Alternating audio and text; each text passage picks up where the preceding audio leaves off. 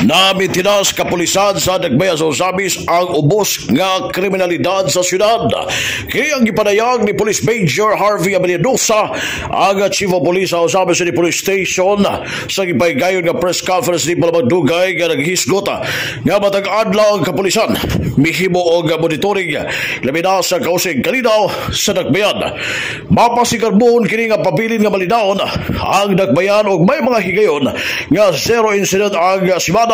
og walay mga nahitabo nga kriminalidad. Busa-ubos lamang kung sumanahon ang kriminalidad sa Osamis og may mga natala kasagaran anini mao ang mga traffic incident og ang nahitabo nato bulas sa Agosto og usa ka kaso nga pagpatay padali ra usab na resolba sa kapulisan ang kaso sa pagpatay bisan na ulahi ang pag-report gikan sa barangay ngadto sa kapulisan banda hinungdan nga wala naglangan ang kapulisan may pagkatag og mga may intelligence unit aron pagkuha sa mga CCTV sa lugar nga makatabang og dako sa pag-ila sa mihimo sa mga krimen nga may resulta sa pagkasikop sa duha ka mga suspek. No, always ta nakagahatag og report sa ato ang mayor, updating every day sa ato ang peace and order situation sa ato ang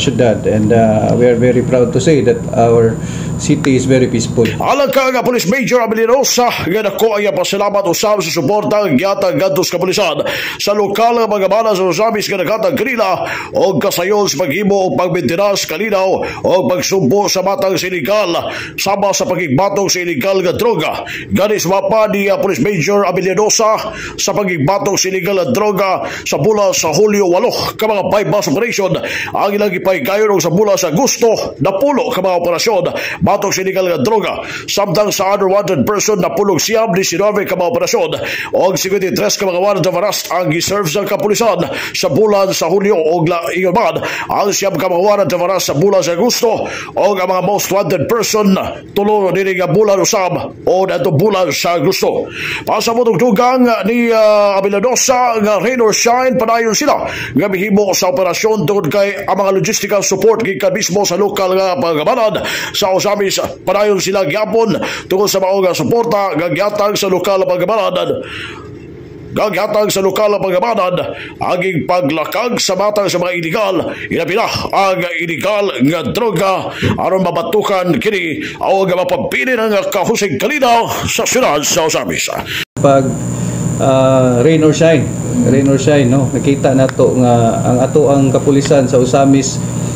CPS bisag pag-ulan makakandak lang gyapon tag inventory bisag daplin sa dalan kay kasagaraan na pag-ulan mobalhin man kita og kining venue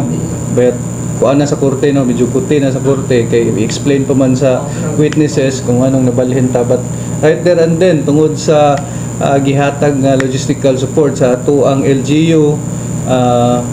ang ato ang pick up ato nga time nga gigamit nga sakyanan kay naa siya owning. So nakapandong ta sa ato, so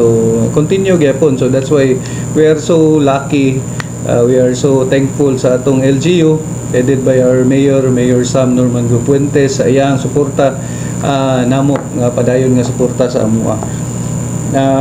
In fact kaning mga accomplishment nato comes sugod sa July and August. We always maintain close communication with our good mayor kay permi siya ga-follow up and then permi po siya og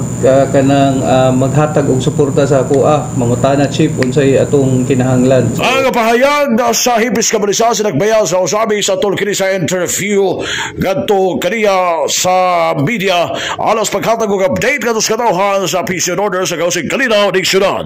Alas sa DX dinhi sa Manila ang radyo sa Siban. W. Manuel Ron Kini Jr. Danang sa Dagbayan.